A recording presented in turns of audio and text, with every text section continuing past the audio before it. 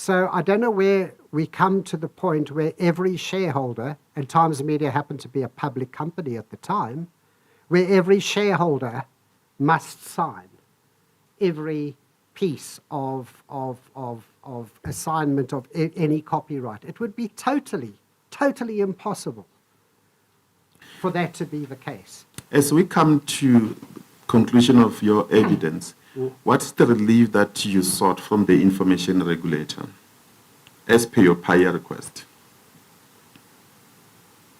The relief I sought was to get the information relating to the payments of video royalties that were made to any third party that belonged to belonged to Buller Records prior to October 2014 when the sale of agreement took place. Because after that, any exploitation of those rights for any broadcast period after that, so in other words, anything that was broadcast in 2015 would be payable to Gallo. Anything prior to that should not be paid to Gallo, and if Gallo received those payments from whatever source and kept them, knowing that they did not belong to them, that would be unjust enrichment, possibly theft, and possibly even fraud. However, that's not for me to decide. However, we do know that Gallo does not have the rights, nor does Time Media have the rights to retain that income. That is an absolute certainty. So irrespective of whether Advocate Sabisi believes that I have the rights, he has an obligation to ensure that whoever did receive that money and was not entitled to it, that money should not be paid to anybody that's not entitled to it. And I believe that he has an obligation to all the rights holders and including the members of RISA, because as soon as payments are made to people to whom they don't belong, every single rights holder globally is compromised. And I think this is a very, very serious matter. Chair, I just wanted to put on record, my emails are not opening. Just wanted to put on record, Chair, that there is an email that has been submitted by Ref attorneys. Maybe let me start from the beginning. There was access was granted in one of the records that was requested. A fee was requested, and request fee was requested. The complainant did pay for the request fee, but there was, I think, miscommunication between the complainant, or let's say between our attorneys and Ref attorneys, where the records that in which access has been granted, there was a delay in the disclosure. I was trying to check the email. My laptop is not opening that email. So there was documents that were actually submitted to us. I suspect you have not received the documents that access was granted. Nothing. Not yet. There was an email that was forwarded to us with the playlist. Unfortunately, in terms of our policy, the obligation under PAIA is on the head of the body who received the request to submit, to disclose the record to the requester. So we have received those records. We're going to request that in terms of that document that has been disclosed now, access was granted and access fee was paid. They've disclosed one document. We're going to request that the head of the body disclose that to the requester. And the requester will then come back to us to confirm if what he received is what he requested. If he's satisfied, then it means we'll only look at the remaining documents. I thought I should put that on record. So there is one document that access has been granted. It has been forwarded to us. We cannot verify if what has been submitted is actually what the complainant is requesting, but we're going to request the attorneys, the respondent attorneys, or the respondent to forward that to the complainant. The complainant will advise the regulator if such document is actually what they wanted. Thank you, Chair. Can I ask when this was actually submitted? No, like I said, my laptop is not opening. I don't know why, but I'm sure they can assist. But indeed, I can confirm, Chair, on record that there was a document that was submitted to the regulator, but that was a few days ago. Was this the 40,000 pages that was offered? Chair, I did not count. It was an Excel spreadsheet. I cannot confirm how many pages there are.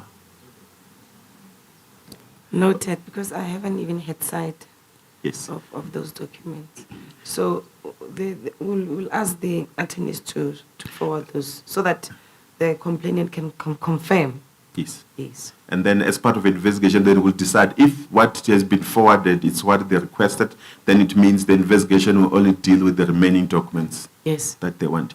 Yes. Chairperson, I do not have further question to the complainant. I wanted to request the complainant in 3 minutes if you can provide your comment regarding the right of access to copyright owner in order to protect or exercise the rights, and what do you think should happen going forward? In 3 minutes, please. Sure. I think to a large degree, I've covered why I believe it's important, for the sake of transparency, that information from private databases of collection societies should be made available to any person that has a bona fide claim to copyright. I don't believe it's up to the collection society to make a determination on whether they believe the underlying rights are there, but anybody that has a bona fide right or can prove a bona fide right should be given that information.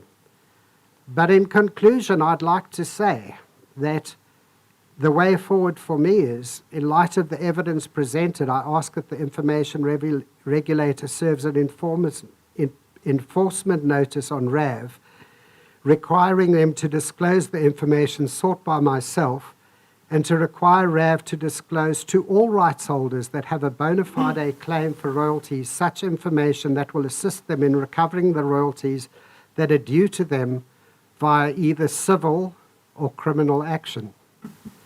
I would also like to call on the SABC and other broadcasters to withhold from RAV and ECHO, as unregulated collection societies, any further payments unless and until collection agencies are able to satisfy them that the license fees that they are paying are being correctly paid to those legally entitled to receive them. The broadcaster's duty to copyright holders cannot be discharged if they are in any doubt regarding the correct allocation and onward payment of these license fees. And I think there is a lot of doubt, and I think the SABC has this doubt, and I think they have a responsibility to make sure that this is now done. I'll also ask the CIPC to investigate the ECHO Concerned Members Complaint, which was lodged more than 2 years ago, and at the same time investigate how Gallo Record Company, who have been, when they have been deregistered without paying money, which has been collected from ECHO to the legitimate rights holders. We have proof that ECHO has paid Gallo, and subsequently to that, without Gallo making payment to rights holders, has deregistered the company. I don't understand how that could possibly happen. I also call on members of RISA and RAV, in particular those representing multinational corporations, to hold the executives and directors of this non-profit organizations to account for the lack of transparencies that they have displayed, and to insist that they abide by the ethical and transparency standards that their own corporate rules dictate. We must not forget, we need to pierce the corporate veil here. It is multinational corporations that RAV and RISA represent. These are members that have codes of conduct. Even if RAV does not have one, they have codes of conduct.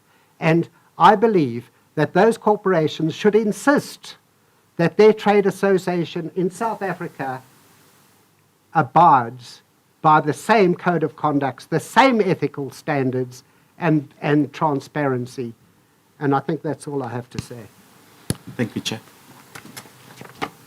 Thank you very much, Mr. Hardwick. Thank you very much for honoring the event and coming to the hearing. You may be excused. I would just like to thank the regulator for, and irrespective of what decision is made, I think that all the members of the music industry that have been here in the last 2 days will agree that this has been a very, very useful forum, and I hope that it's going to become the start of something that will move forward and that we will be able to have transparency in this industry eventually. Thank you. Thank you.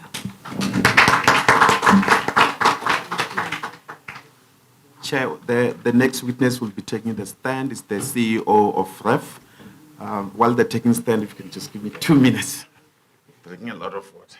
Yeah, I'll give you 2 minutes. Then we can.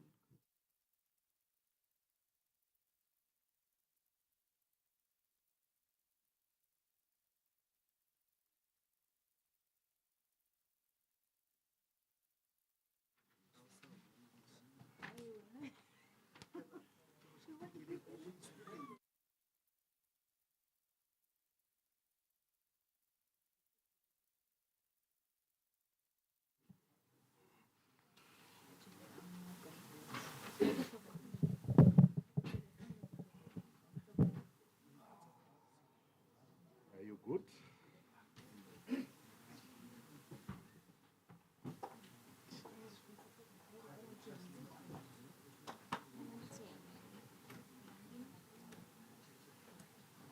Phones off, ne?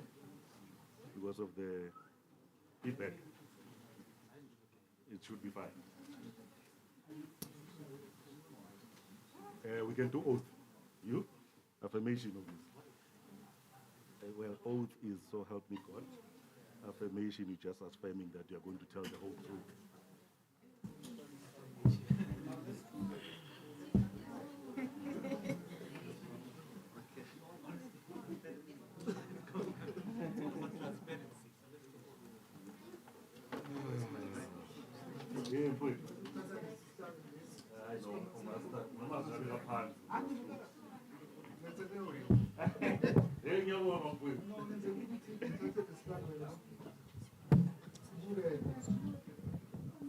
Are you picking me up? 1, 2, 1, 2. Right.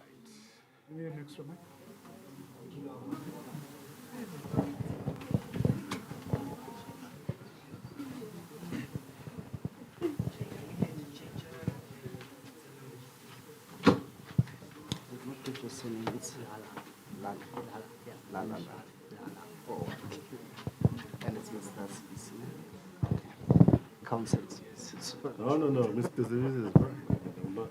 I'm non-practicing at the moment, so it's fine. Thank you, Chair.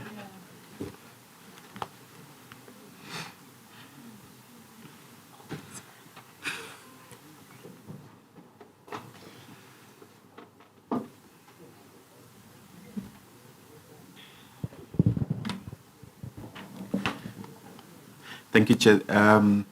Advocate Untitled VC is here. I'm going to request that we son him before we commence with our evidence. Yeah. Good afternoon, Advocate Untitled CBC. He's the CEO of RISA.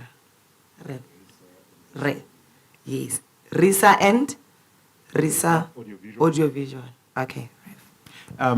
He's not alone, and I wanted to check, we didn't discuss this, whether, you said the CFO. The CFO. Is he going to assist you? Okay, so we need to swear him in. So. But his name on record for purpose of record? Vishal Lala. Oh, the prior request lies in person. The Deputy Information Officer. Okay. Thank you very much. May I proceed with the oath? Yes. Thank you very much. Mr. CBC, do you have any objection in taking an oath? No. Do you consider same to be binding on your conscience? Yes. Please repeat after me. I swear that the evidence I'm going to give I swear that the evidence I'm going to give will be the whole truth and nothing but the truth. will be the whole truth and nothing but the truth. Please raise your right hand and say, so help me God. So help me God.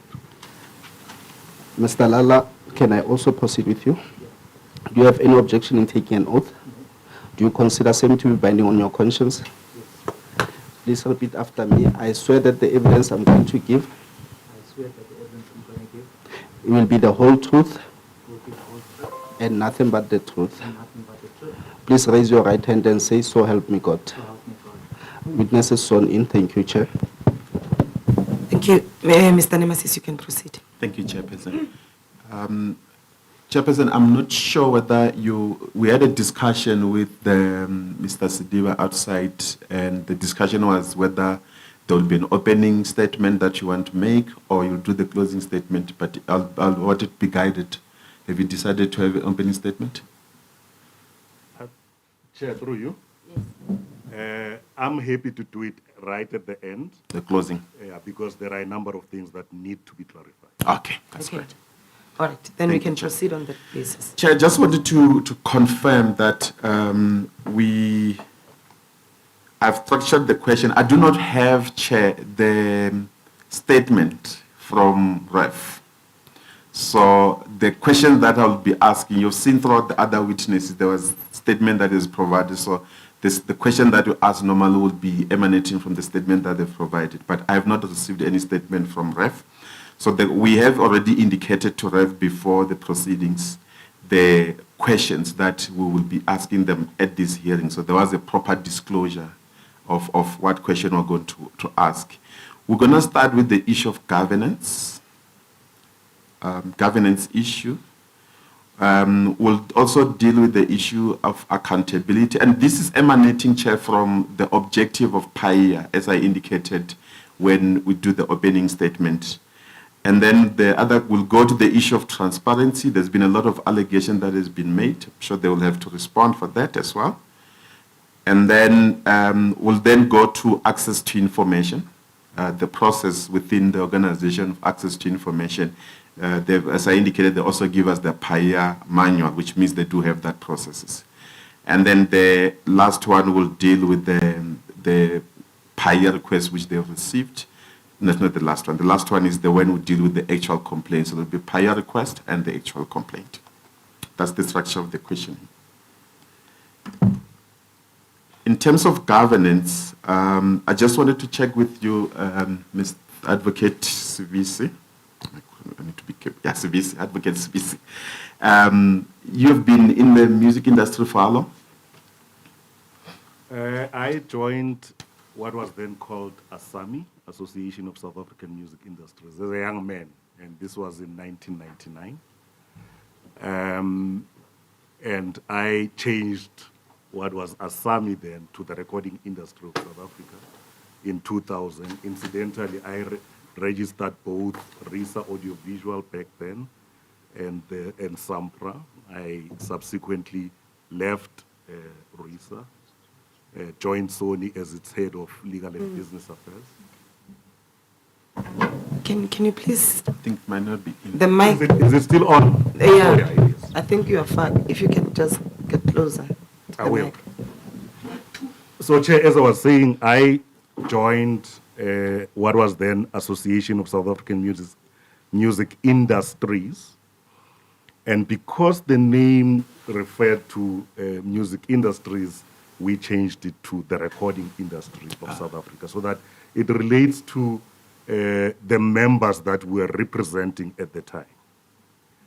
I left them and joined Sony Music, and my successor, by the way, is here. Okay, when did you join Mr. Sony? David Duplessis. I think it must have been Welcome, David. 2001. Oh, David, yeah, we met him. And I was at Sony, which later became Sony PMG, up until 2008. Left them in 2008 to join SABC for 3 years until 2011, then became a consultant. So when you left the Sony, you were the head of legal there? I was the head of business affairs, legal and business affairs. So I was doing both. Okay. And you said you left Sony when? I left Sony in 2008. Or 2008. And then you went to the SABC. Then I went to the SABC as head of business acquisitions until end of February 2011. Okay. Then I became a consultant in the industry. So I was consulting for everyone and their dogs up until 2015. But in between, I was asked by RISA to head up the South African Music Awards just for a brief period, and this was in 2013, while I was still consulting for everyone else. So how many music awards did you I receive? Facilitate? No. Facilitate. I wish. Look, obviously, when I was the head of what was Asami then, when it was still the FNB South African Music Awards, for those who can go back, I was facilitating that. The chairperson of the awards then was Mr. Duman Ndlovu. Subsequent to that, I brought in Standard Bank. Then they became Standard Bank South African Music Awards. Later, I brought in MTN, and they became MTN South African Music Awards up until the 2013 that I was talking about. So, as part of the record companies, one of our obligations is to attend all of the committees of the SAMAs, just to ensure that the SAMAs are transparent and they are representative of the industry. Looks like you're also being silenced. Yeah, I wouldn't be sure. It might be that, Chair, there's something around here. I don't know. It's possible. No, I don't go around silencing people. Yeah, Okay, so it's much better. we were involved in that whole process. Yeah. And as I said, I then rejoined the recording industry of South Africa in I think it was September of 2015. And I've been there ever since. So when you joined around 2015, you're joining as a CEO or in another capacity? I was joining as the CEO of RISA initially. Obviously, at that time, the same board dealt with both RISA and RISA Audiovisual. Before you become a CEO, were you ever being a board member of RISA? No. There's always confusion, even internally, when we receive the complaint, and you have to check what's the difference between RISA and RISA Audiovisual. If you can perhaps take us through that. I think initially all of the licensing and the mandates for licensing music videos rested with RISA. And REV was really an entity that did administrative work. So most of those things up until August of 2018, if I'm not mistaken, and this was motivated by the fact that with the Copyright Amendment Bill, it became important for us because we knew that we needed to be regulated at some point, and it was clear in the Copyright Amendment Bill that there was going to be a regulation around collective management. So what we decided was to then set up REV to have its own board and retain RISA simply as a trade association of record companies that also had other projects such as the South African Music Awards.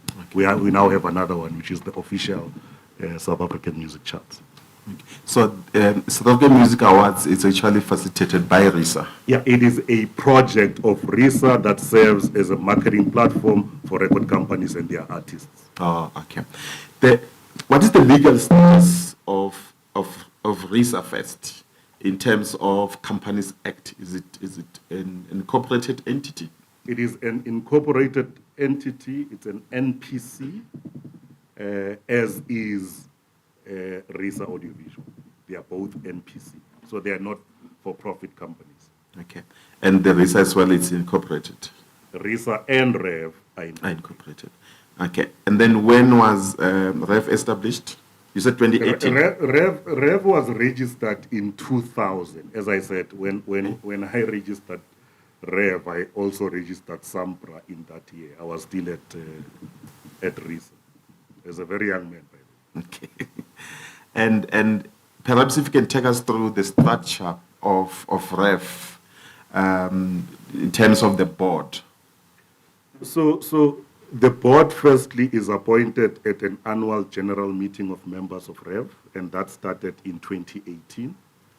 And it comprises of independent labels as well as the multinationals that Mr. Hardwick was talking about. Yes. So they are part of the board. So if we talk about governance structure, for instance, right, we have the annual general meeting at which the board members are appointed, and we try and create a balance between multinationals and independent record labels.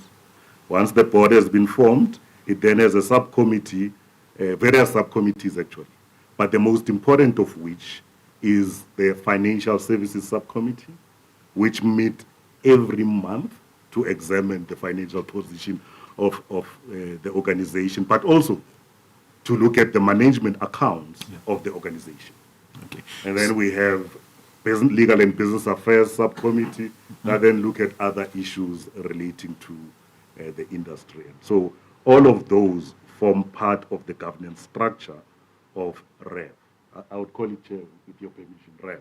Yeah, it's okay. You've got a board, and then it has got two subcommittees. Well, because some things interact. We have independent. What's that? The district development subcommittee, independent development subcommittee. Okay. Which then looks at the industry issues, and they highlight those, and they would deal with as diverse issues as local content quota. They would deal with issues around the development of local music. And the reason for that really is that you needed a platform, because you're dealing with multinationals and indies, a platform where the industry itself is able to debate issues affecting the industry, and then try and give some guidance on how those issues can simply be resolved. Yeah. So are you saying there's a board and 3 committees now? So it's the board, and then you have those key subcommittees that support. Because the staff of RISA really is less than 10, right? Yeah. Less than. So But we need that support structure. But the committee, is it committee made up of staff member or made up of board members? It's made up of board members. Board members. Okay. You said you normally have. Maybe let me correct that. It's actually board members and industry, other industry members, because we have. We now have Content Connect, which is an aggregator. We have the Orchard; they're also an aggregator. Some of them sit in the IDC committee. Okay. You said you do have an annual general meeting, and that's where the board gets. So it means so every year there will be an annual general meeting. There is an annual general meeting. We changed the constitutions, I think, in 2018, so that the elective conference is every 2 years. Okay. But we hold the general meeting of members annually. Okay. So there's never been a year, even when my predecessor was there, even when I was there in 1999, there was never a year in which either RISA in particular, because it was driven by RISA then, has not had a general meeting of members. Is it possible that a board member of RISA becomes a board member of REF? Previously, yes, and even now, because you find that especially with the multinationals, there are so few of them that they end up sitting on both boards. There's allegations that the REF, it's mostly dominated by the big record labels. What is your comment to that? Well, we try to strike a balance. It might not always be easy, but we do, because we have 6 members coming from independent record labels and 6 members coming from the majors. Yeah. Do the board members have influence in terms of distribution of funds? Nope. They don't. Okay. How does one become a member of REF? You apply. There's a portal. I think it's www.rav.org.za. So anyone can, in fact, who owns. Let's because sometimes people do apply, but they don't own copyright in either cinematograph film, which are the Section 8 rights, or sound recordings, which are Section 9 rights. But we'll deal with that, because Yes, those are we'll some of do- the things yes. I do need to clarify. There was a witness of Mr. Hardwick, but it was not related to REV, that there is one collecting society in which, and that is not, would not be your evidence, just want your comment. And I want to check whether it's applicable in REV, that you'll have a board member who does not own any of the two that you have mentioned. Does that happen under REV? It will be very difficult to say, because remember that people are appointed at a annual general meeting. But maybe let me clarify this. Yeah. Remember that let's take any multinational, right, or even any indie. Often they can place their representative on the board, Yeah. but actually they are a representative of a copyright owner. So they might not themselves be the actual owners, but everyone in that board represents a copyright owner. Okay. So does the application form specify that you can become a member if you are representing someone? The MOI is clear in terms of representation, right? It's clear that, I mean, if you had to have the actual owners, it might be difficult to do that, because some of them are that busy, so they delegate. Yes. Okay, and what exactly is the mandate of REF insofar as the members are concerned? I'm glad you asked that. Actually, I had opened my MOI to sit on the right to information, but we'll get to that. Okay. Apologies, Chair, but I don't even need to go into it. Two rights that REV represents. The first one is Section 8 right, Okay. which is rights in the cinematograph film, and in the music industry would refer to as music videos. Okay. And then rights to Section 9, small letter A. I know throughout your evidence, you're talking about 9A, but you must distinguish, because there's 9, small letter A, and then there's 9, capital A. The capital A deals with what Kadi was referring to as the public performance and broadcast of sound recordings. Yes. Right? Which Mr. Hardwick referred to as needle time. Right? I'll come to that one. Yeah, so, no, but that's Yeah. what 9A is. And Yeah. I think Kadi was very clear in how he's managed to explain what the different rights, and that is why he's not able to regulate anything outside of 9 capital A. Yeah.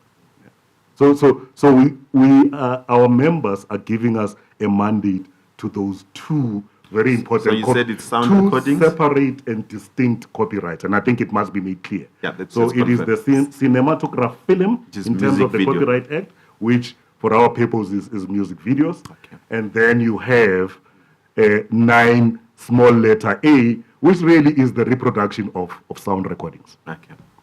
Okay, no, that's okay. And then I think this one you might have answered. What is the link between RISA and REF, and are members of RISA automatically become members of REF? You've answered this one, sorry about that. What are the privileges or benefits of being a member of REF?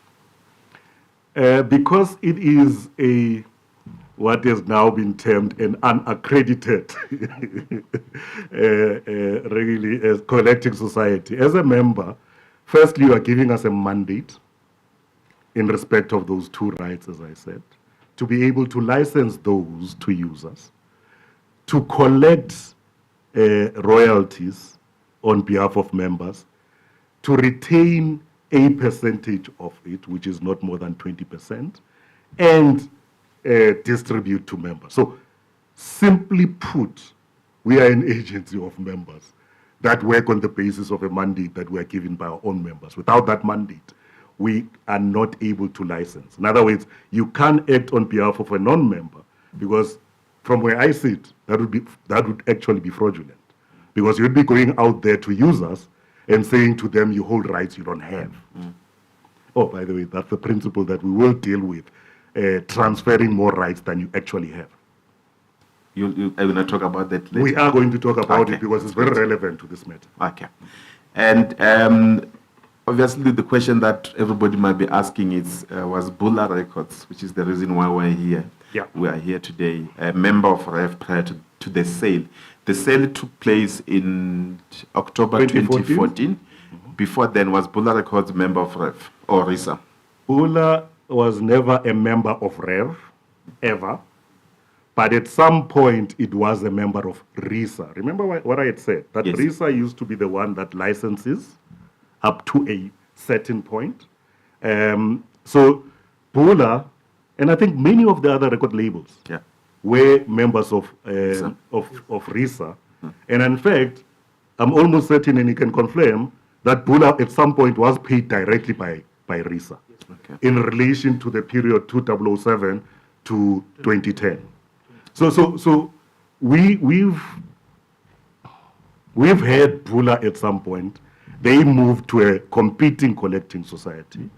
And then after being sold, obviously one of our members acquired, and it's important, acquired the copyrights in and to the Bula repertoire in 2014. Yeah. Okay. So there was an evidence that was given, at least you were here, that And thank you for that, because initially I was thinking I shouldn't. I told you that you should appreciate stay. that. Yes. You So insisted that- I do. Yeah. So the evidence that was given was that the certain rights that were sold, it's after the 2014, and the rights that accrued before are actually remaining with Bula, the shareholders. With Bula. Yeah. So we've got documents which support that. You were here when I took them through the documents. Yes, Chair. So And I thought at that point you stopped the inquiry. No, I wasn't.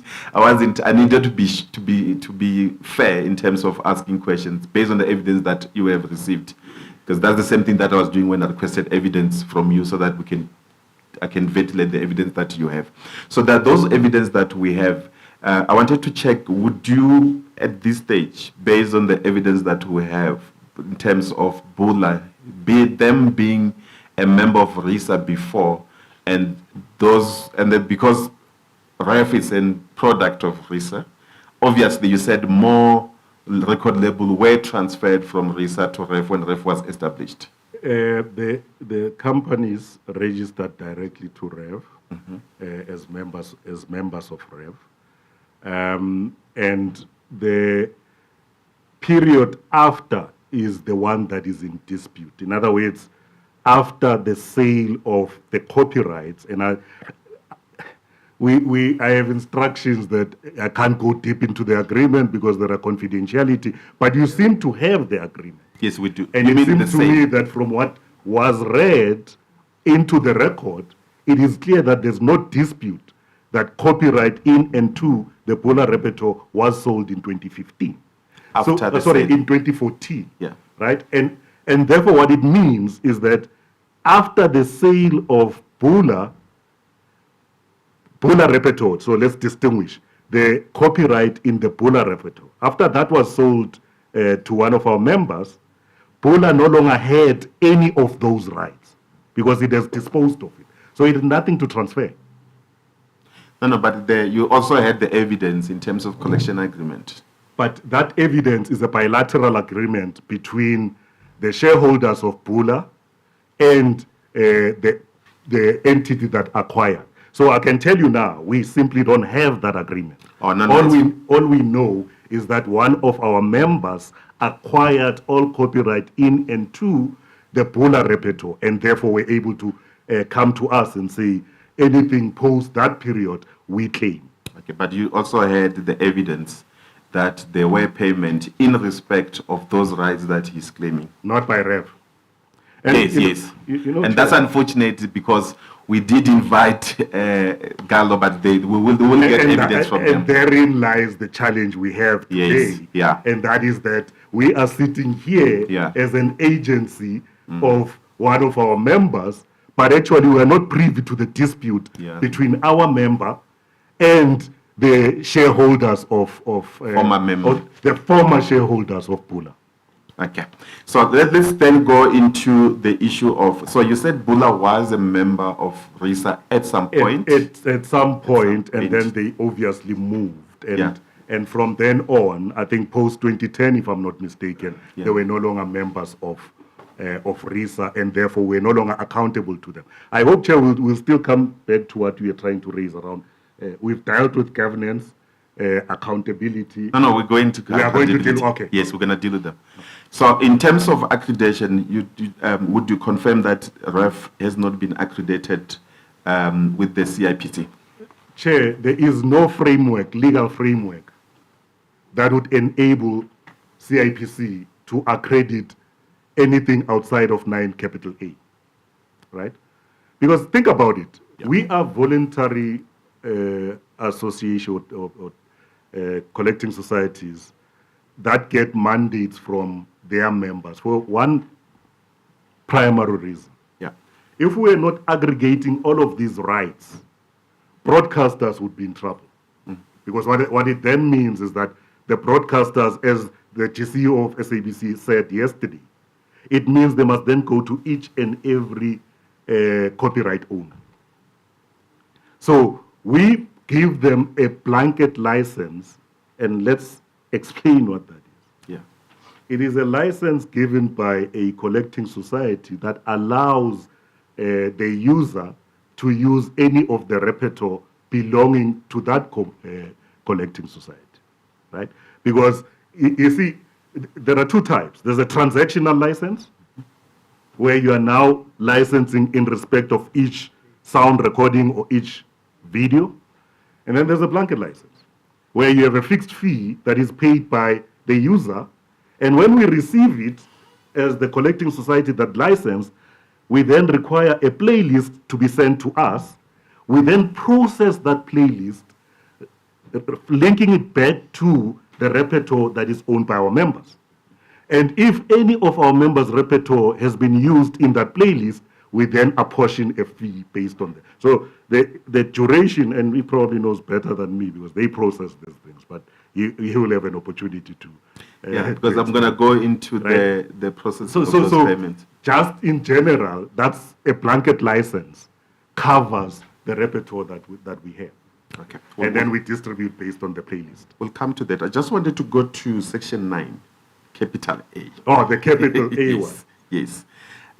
So if you look at subsection 1 of capital 9, capital A, it says, in the absence of an agreement to the contrary, no person may broadcast, cause the transmission of, or play a sound recording as contemplated in section 9C, D, and E, Exactly. without payment of royalty to the owner of the relevant copyright.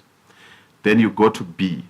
It's 9A, capital A, 1, subsection B. That's where it becomes, for me, it becomes interesting to say. It says the amount of any royalty contemplated in paragraph A. In paragraph A. Yeah. That's paragraph A of Capital A. of capital A. Yes. So it means it's 9(1)A. It's 9A. No, 9 capital A, Yes, 1 and- yeah. A, small a, right? Yeah. And so it says the amount of any royalty contemplated in paragraph A, and I've already read for you that paragraph A refer to section 9, C, and E. D, and E. Yes. So let me stop there and go to 9, C, D, Yeah. and E. So 9C and D say, copyright in sound recording vests the exclusive rights to do so or to authorize So authorize, yeah. the doing of any of the following acts in the Republic. So I'm going to C. Broadcasting of the sound recordings. That's what 9C say. Yes. Then let's jump back to 9 capital A, 1 B. The amount of any royalty contemplated in paragraph A, which means include the broadcasting of the sound recordings, as referred in 9A. So the amount of any royalties for broadcasting of sound recordings, because refer to that, it says shall be determined by an agreement between the user of a sound recordings, the performer, and the owner of copyright, or between the representative collecting society. We had the evidence earlier on that where a collecting society is actually collecting the broadcasting of sound recordings, in terms of the regulations, they are supposed to be accredited, right? And you did confirm today that you do collect for broadcasting of sound recordings. Chair, I've said we as REV represent 9 small letter A. I'm sure you heard that. Yeah. And that's the reproduction to make a copy of a sound recording. If you go back to 9A, it is very capital A. It's very specific. It deals with 9C, D, and E. It absolutely has nothing to do with A and B. Right? Get it. So, and that's why Mr. Peche was at pains to explain that he only regulates collecting societies that collect in respect of 9C, D, and E that are covered in 9 capital A. So anything outside of that, including music videos, he can't because there's no framework for it. In fact, Mr. Kefilin, if he's gone, he did explain that very point, right? Because if you don't have a framework, you can't simply go to CIPC and say, I collect in respect of Section 8, or even Section 6, by the way, which is, maybe let me go back a bit, Chair, so that we understand this thing. Yeah. So you have those that collect in respect of Section 6, which is musical works. Yeah. And there are 2 societies that do that. That is SAMRO, the public performance and broadcast of musical works. Okay. Then you have CAPASO, that deals with the reproduction of musical works. Then you have Section 8 rights, which are music videos for our purposes, Yes. or cinematograph film, as the Copyright Act says, right? There are 2 of those, right? The first one is obviously RISA Audiovisual. Yeah.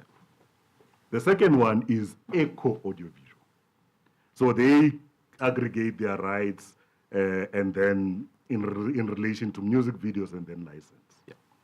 Then you have the 2 collecting societies that we are now referring to as the ones that collect in terms of 9C to E, Oh, yes. right? Covered by 9A and covered by the collective society regulation. Because, by the way, the collection society regulations were a consequence of the amendments that were made to the Copyright Act in 2002, allowing for performers and producers of sound recording to be able to license the broadcast of sound recording, which is what is called needle time.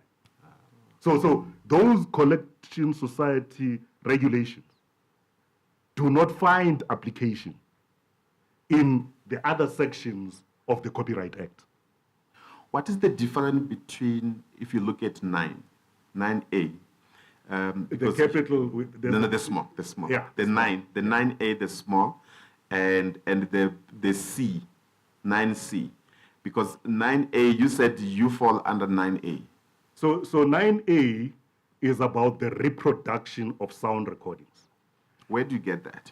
Because it says to make a copy. You can read the section. I don't have Okay, it it in says front of me. making directly or indirectly a record embodying the Embodying, sound. exactly. That's Or embodying reproduction. means it's a yeah, making a that's copy. reproduction. Okay. Simply put, that's Reproduction. basically reproduction, right? So the 9C is about the broadcast of the sound recording, which is what radio stations do. So what you hear from the radio station, which is what is called needle time, which was started in the UK by the Musician Union of South Africa, by the way, which was meant to limit the amount of time sound recordings were broadcast on radio. right? So it's a different issue altogether. But for our purposes in South Africa, based on the Copyright Act that currently exists, it is the broadcast of sound recordings, which relates to when broadcasters broadcast sound recording, one to many. It is your evidence that REF is not required to be accredited in terms of the current Copyright Act. No framework, and it is my evidence. What is your comment about the criticism of the current Copyright Act insofar as the accreditation is concerned? Interestingly, we've made many submissions, many oral presentations. We've never said we shouldn't, right? Because much as people have said some of us are not transparent, you would be very surprised. To our members, we are, right? Remember, transparency and accountability is to your own members. You are accountable. Those members, when they sit in an annual general meeting, they are the most powerful collective because they can remove the board. They can elect a new board. They can instruct the board to do different things. So, and that is why the Companies Act is very clear in terms of holding annual general meetings so that you're able to account back to members. They're the ones that are empowering you. They are the ones that are giving you the mandate. You cannot be accountable. And I find this absurd because there's this belief that we are an entity that exists in a vacuum. We don't. We have three of the largest record companies in the world that are bound by the most stringent of governance processes. Do you think they would allow an entity like as small as ours not to have governance processes? I don't think so. There's an evidence by the Gebi about the TUMSA General Secretary about, I think he mentioned about you'll excuse me because the language of music industry might actually, Yeah. I had to read a lot to be. No, it's a very complex area. Yeah, I can it tell you is. that for free. Yeah. So he talked about the publishers, I think, that they dominate, especially the board. I think that's what his evidence. And is it the same at RAF in terms of dominating and the small players then do not get much of voice? I can't speak much about Samro because I'm really not involved in At REF. in their board. Yeah. REV, as I said, we sought to strike a balance between independent record labels as well as multinational. How do you do that? So we have 6 members that are coming from independent labels and then 6 members that are coming from the multinationals. Oh, okay. Yeah, well, I suppose once they get onto the board, the voting is 1 board member, 1 vote. So once you are at the board, it's the board because then they have a fiduciary duty, and that's why the Companies Act is very clear, and there are fiduciary duties of directors. Yeah. Right. So we comply fully with the Companies Act. And that's why if you look at our MOI, it is clear about what needs to be disclosed. In fact, as I said, it has a heading that says right to information. Yeah. Chair, we're done with the governance issue. We now move to accountability issue. So you might find, Mr. Advocate Smith, that some accountability issue might actually fall under governance. Please excuse me, I worked very late. No, Chair, I understand. I think initially I was, as you would have seen, because when you are summoned, there's a difference to how you respond, because now you become guarded. But as I was sitting, I thought there's an opportunity to educate. Yeah, definitely. Then the issue of accountability, I want to check whether REF collect royalties due to any of the title owned or previously owned by Bula Records during the period 2014 and 2020. You have given an evidence earlier on that Bula was indeed a member of REF. Of RISA at some point. RISA Yes. up until 2010. Yeah. So the question is, do you recall if there's any collection that you have done for Bula Records during or between the period of 2014 and 2020? Well, obviously, because they are now owned by our member. Post 2014, they would have been sold to Times Media, who owns Gallo, and therefore they are our member. The question perhaps, and this is where it saddens me, right? Because we went out of our way to confirm to Hardwick Trading in April that there is no payment. We have it on email. Our former chairperson had it on email to avoid all of this, that we have not made any payment to any third party in respect of Bula Repertoire pre-2014. No, but the question is, and then after 2014, the question is... Yes, we have. I've answered that. You have? Yes, we Okay. have, because now that catalog is owned by Times, well, the successors to Times Media, but the owners of Gallo. Okay, but but at this stage, your evidence is that there was payments that were made to Gallo based on the cartridge that was purchased. Yeah, yes, Okay. absolutely, absolutely. Okay. That's fine. And then, how does REV ascertain when a song of one of its members has been played and subsequently has royalties due and owing to that title? You want to take it or I should take it? Come on. So, Chair, as I said, there's that blanket license that we enter into with broadcasters. In terms of the agreement we have with broadcasters, they are required to provide us with playlists. Once we've received those playlists, we've contracted an independent company that processes royalty statements. So they would match what they receive as a playlist from broadcasters with the database that they have, so that they ensure that once the matching is done, they're able to pay the right owners based on usage. So the payment to members, to each member, is based on whether or not their repertoire was in fact used by the broadcaster.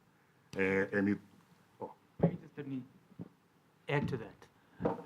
I think let's go right at the beginning. Okay, I'll just scream. We have a REV portal where it's our members' responsibility to go onto the portal and register your works. So what we require from our members, and we have notices out on the website, we even do workshops. So what we require is, when you become a member of REV, you get a login with your password and your username. So you go onto our REV portal and you load your titles of your music videos, not your actual music videos, but you just go and say, Anisha Alala owns X, Y, and Z.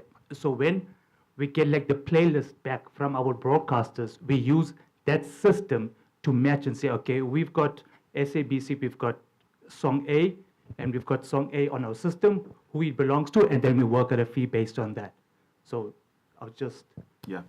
I just want completing the sentence. There's something that just come up, Mr. Smith.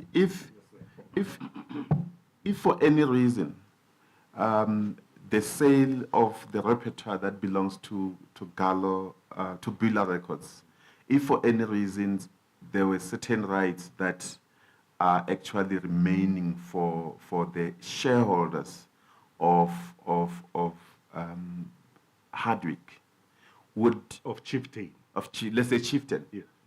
That's important because it's a chain of title. I made the wrong. So, if for any reason, and there was it's a possibility that there are certain rights that the Chieftain Trust still has over the repertoire that, or certain rights that accrue that you may be collecting. Chair, it should be Bula because that's the starting point. So it would Bula have been to the members. Yeah, it would have been residual rights, if any, Yes. that remain within Bula that may be capable of being transferred Yes. to chieftainship. I Yes. think that's what. And let's say that has happened. There's been transferred, and for any reason, the agreement that has been signed, it does provide the shareholder of Bula Records rights to claim royalties before the effective date. Will REV have a problem to provide information to the person who's entitled? I guess, Chair, the starting point, and this is why I was saying this whole thing has been bizarre, right? Because the Hardwick Trading, Chieftain, Bula after sale surely should have made a formal PAIA request to Galo if they felt strongly that they were not being accounted to. Because there's already a nexus, there's already a contractual agreement between Bula and its successors and title holders and those that acquired the Bula repertoire. Right? I'm told that there was such a request and it was rejected. Unfortunately, I'm not privy to how it was rejected and why I'm the one who's sitting here. Yeah, but back to my question. If there was, Yeah. look, there is a section 65 of PAIA. That makes it clear because that then becomes confidential information of a third party. No. So I'm saying if If there they was agree- a right that is due to them contractually, Copyright, Between- copyright or contractual. copyright which is based on the contract that has been signed, or copyright based on the ownership that they have, because if you look at that, I'm saying if for any reason there is a copyright which right that Bula shareholders can claim, would REV have a problem to disclose Chair, that- information that they need? That's difficult because that almost like in the speculative arena. Because we have a factual situation. Okay. The factual situation is that Bula, copyright in and to the Bula repertoire was sold before 2014. Okay, That's undisputed. Well, So after that, Chair. No, he is entitled to, I suppose, Mr. because we've done the Nemesis. same. Don't you think, Mr. Nemesis, if you can rephrase your question, maybe the objection will go. No, I don't think you can rephrase the question. I'm objecting to the fact that. Hello. I'm objecting to the fact that Advocate Sabisi has said it's factual. In effect, payments made in 2015, 2016, 2017, and 2018 by RAV were made for periods prior to 2014, for exploitation prior to 2014. Mr. Lala, do you agree? If that is the case, then those payments were due to the prior shareholders of Bula. What you are saying is that payments made in 2015 were for the period of 2015, which is nonsense. Payments made in 2015 were probably for 2012 or 2013. By saying that factually you have not received payments for Bula catalogue for exportation prior to 2014 is factually incorrect, and you are in the process of misleading this hearing, because we know that the broadcasters pay years after the exploitation date, and therefore payments have been made to Gallo. You are suggesting that those payments that were made in 2015, 2016, and 2017 were not for periods prior to 2014, when in fact they are. And we all know this. And Mr. Lala, I would like you to tell us when you received payments for 2013 or 2014 or 2012, because they were not made in 2013 or 2014 and 2012. And you know that to be incorrect. I think we need to, Mr. Nemesis. Chair, I wanted to suggest that we proceed. Chair, and then maybe let me explain how the process unfolds. Chair, No. if I may, I think the reason why I thought it's important to educate, right? And that, initially I was going to limit myself to just, the complaint. Now, the reason why, and I understand why Mr. Hardwick But thinks... Chair, maybe let me just finish my point before Okay. you come in. What I'm trying to do, Chair, is that there is the way in which I ask the questions, I get the answers, the investigators go and analyze all the Okay. answers, and they make a finding.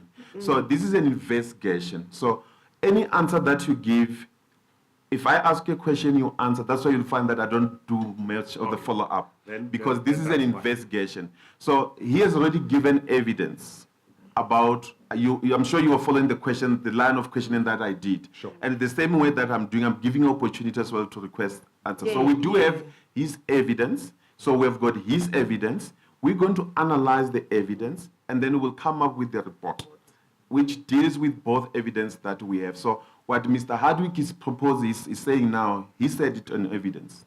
I asked him question. What you are responding to what he said, and when we finish, the team is going to analyze all those evidence. Okay. So there's no necessary need for you to respond, because we've got both evidence and we're going to analyze it. We'll come to a conclusion based on the evidence that we have, documents that we have. We will, obviously, if there's anything that you want to submit, you need to provide to us as well. And we'll analyze all the evidence. But Mr. Hardwick has given us evidence, the contract that I've taken him through, and all the proof of payments that he talked that has happened. We will analyze. The lawyers will do that at the end. Thank you, Chair. Noted, Chair. Yeah. I think let's continue, Mr. Nemesis. Okay, so the question that I wanted to check, we were talking about the situation where you have got a blanket agreement. And I did ask SABC about this blanket agreement. And in your opinion, is this blanket agreement not disadvantaging the independent artists who are not member of REF, but you are colleague? Because SABC did confirm here, you were here, they said they do not pay individual artists royalties. And so if they sign a blanket agreement, it means, and I asked them whether they've got a list of your members, and they said they don't have. That's their evidence. I think, Chair, that would be incorrect. We do send them updated. And if they don't, they must say. But when we do the agreement, we send a list of our members. Okay. Right? But also, Chair, it's important when you're talking about disadvantaging. Because remember that in respect of Section 8 rights, I mentioned there are two competing collecting societies. So if a record label, independent record label, or an artist that is an owner of a music video doesn't want to join REV, they have an option. It's unlike in the other. So I don't think we are in an environment where, unlike in Germany where there's just one, there's GEMA, and it's a statutory collecting society. We don't have that in South Africa. So it's voluntary aggregation of rights. So in terms of disadvantaging, so if, for example, I'm an artist, I hope I am, and you've got the hit song that you've released, obviously it get a good airplay, other than other songs that you have. I'm your member. My song will get played every day, and there's a blanket agreement. When you receive the payment, and I have to ask this question that you can clarify, when you receive the payment, does that person who actually the song dominate the rest of your members get paid appropriately? I would say yes. If you are a member and you've dominated the playlist, it will reflect on the playlist, obviously. Because as the SABC said, they have what they call usage